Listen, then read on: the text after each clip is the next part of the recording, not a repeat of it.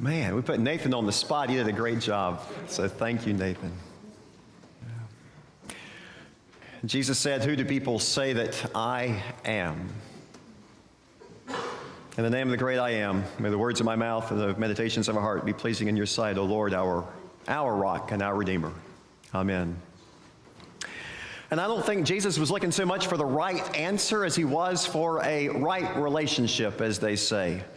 It wasn't that he praised Simon Peter, "Blessed are you," because Simon Peter gave the right answer. But he said, "Blessed are you," with this loving smile, because he said, God has revealed to you an answer. God, who is in your heart, who guides your life, gave you a word to express a new relationship. And in the words of our National Youth Gathering slogan that we'll be hearing a lot for the next several months, this changes everything. 3 words, this changes everything.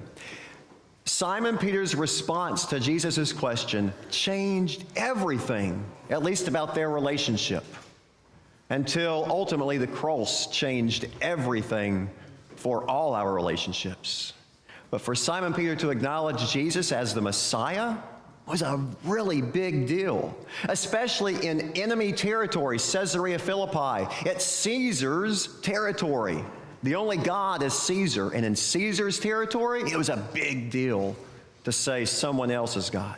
It was a big deal in the front of other Roman gods, the god of Pan, especially in that northern Israel territory. It was a big deal to say something or someone else was God rather than the god Pan. And to go even a step further for the Jews, it was fighting words to say that this Jesus is the Son of God, because only God is God, and God doesn't have flesh and blood children. But when Simon says, "You are the Messiah, you are the Son of the living God," it was enough to get Simon Peter executed or crucified himself. A new relationship was formed. It changed everything. How many of you have been changed by a relationship at some point in time in life? Like the time when I met my wife, Nina. My life was changed. Or when our children were born, Rachel and Robert were born, our lives were changed. It could be something joyous. It could be something painful that changed your life. Tomorrow, a lot of folks start school. This past Monday, our preschool kids started school, and for some of our 2-year-olds, that changed everything. There was some weeping and gnashing of teeth. Not too bad, but a little bit anyway. On Monday, I heard a girl on TV being interviewed during that great big solar eclipse. And she said, she was about 12 years old, I'm guessing. And she said, "It changed everything. It changed my life. Now I want to grow up to be a scientist and study astronomy. It changed everything." On Tuesday, I met with a lady for lunch. She said about 7 years ago, she was diagnosed with breast cancer, very major breast cancer. She said it changed her life. And then she said, and this blew me away, "And I give thanks to God for that diagnosis. For the first time in my life, I learned and knew and discovered a new relationship with God and God's grace and mercy and love." On Thursday, a lady named Mavis up north somewhere won the Powerball jackpot lottery, right? $758.7 million. Whew. You think that changed her life? Oh my goodness. And then on Friday, Hurricane Harvey made landfall Friday night, and it's still, the destruction is still going on and the flooding. Hurricane Harvey has changed a lot of lives, just like we remember other hurricanes that passed through here, Hurricane Hugo or Hurricane Fred or Hurricane Floyd or other hurricanes that we have been impacted by. The National Youth Gathering that focuses on this changes everything, and specifically they mean the cross that changes everything. This changes everything is scheduled to be held in Houston, Texas next summer, end of June, 1st of July. We'll see how much of Houston is left to see if the accommodations are still accessible. But Carissa, I don't know if she's still over there or not, we may have a new plan for some of those youth, right? It may be post-Hurricane Harvey cleanup work for a lot of our youth and adults. 30,000 ELCA people will invade Houston and probably do some work down there. And maybe the people in Houston will say, wow, this changes everything.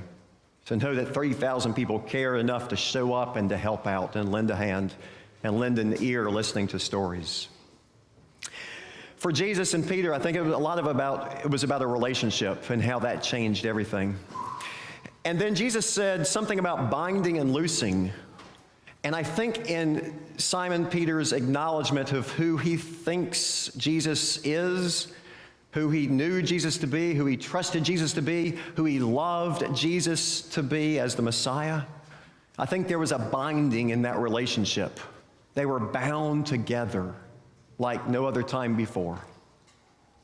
It didn't always work out so well, of course, but for that instant, they were bound together.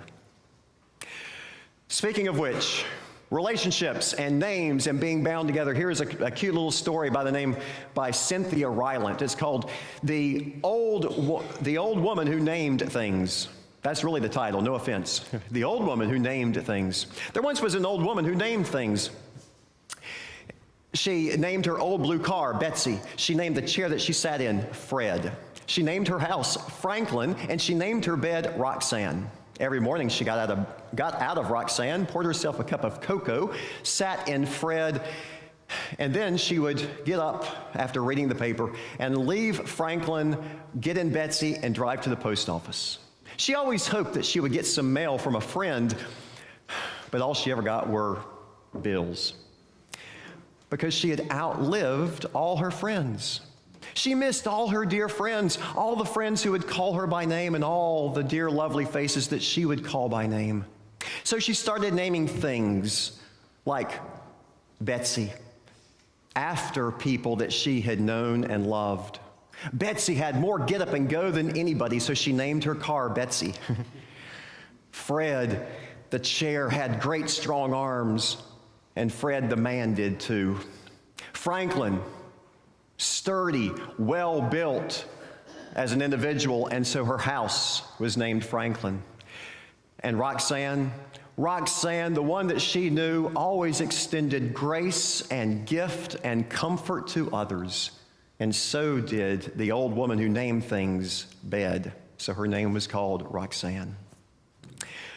But she only named things that would outlive her. She didn't want to name something that would not outlive her, and then she would be so sad to have to tell that person and that name goodbye. So she didn't want to take a chance on naming anything else except things that outlived her. So one morning she had gotten out of Roxanne, poured herself a cup of cocoa, sat in Fred, and then gone outside, not to go to the post office, but to wash Betsy, because Betsy had some mud on her. So while she was soaping Betsy and talking to Franklin, saying, Betsy, Franklin doesn't like being around a car that has a little bit of dirt on it, so we're going to clean you up. All of a sudden she saw a shy brown puppy over by the gate. She had never named the gate because the gate had loose hinges and was not long for this world. But there was a shy brown puppy there wagging its tail, and it gave her a little yip. And she said, what are you doing, shy brown puppy? You need to go home, go away. And it just kept wagging its tail. And then she said, you look hungry. So she went and she got out of Waldo, the refrigerator, she went and got some ham and brought it out to the shy brown puppy.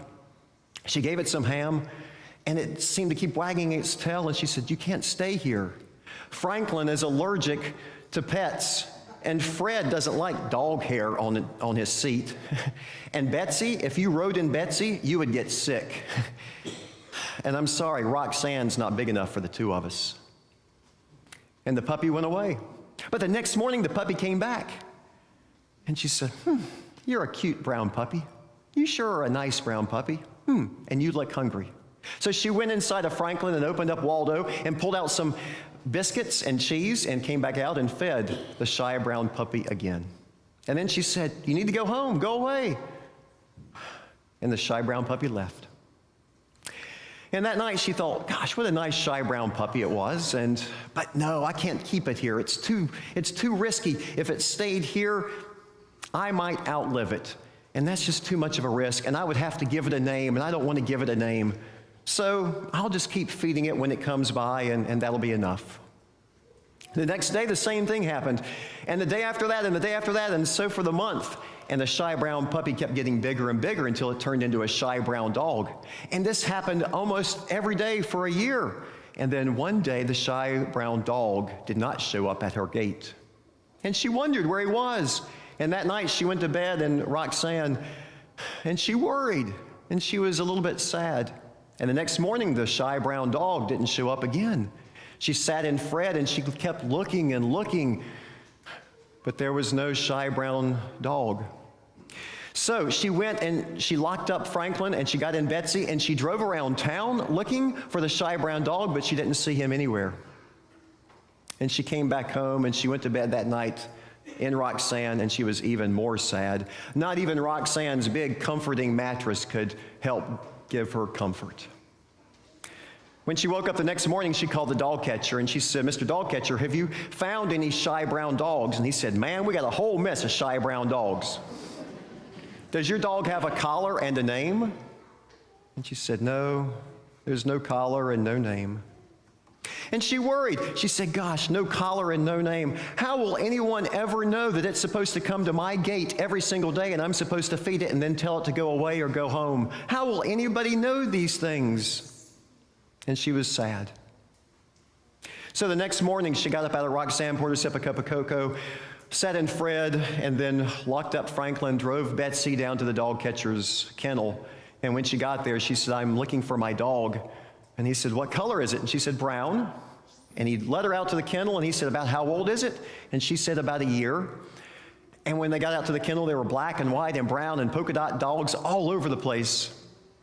And right there, she saw her shy brown dog at the gate of the fence looking at Betsy. And the dog catcher said, "Do you have a name for your dog?" And she thought real quickly about all the friends that she had known, all the people who had loved her and who she had loved. And she thought, "Wow, I am a very lucky woman." And right then she said, "Lucky, here, Lucky, come on, boy." And Lucky turned around from looking at Betsy and came running to the gate where she was and the dog catcher was. And he said, "Is this your dog? Is it Lucky?" And she said, "Yes, this is Lucky." And Lucky leapt into her arms, and Lucky got into Betsy with her. And it turned out that Betsy didn't make all dogs sick. And when they got to Franklin, it turned out that Franklin was not allergic to every single pet. And Fred was okay to have a little bit of dog hair on Fred.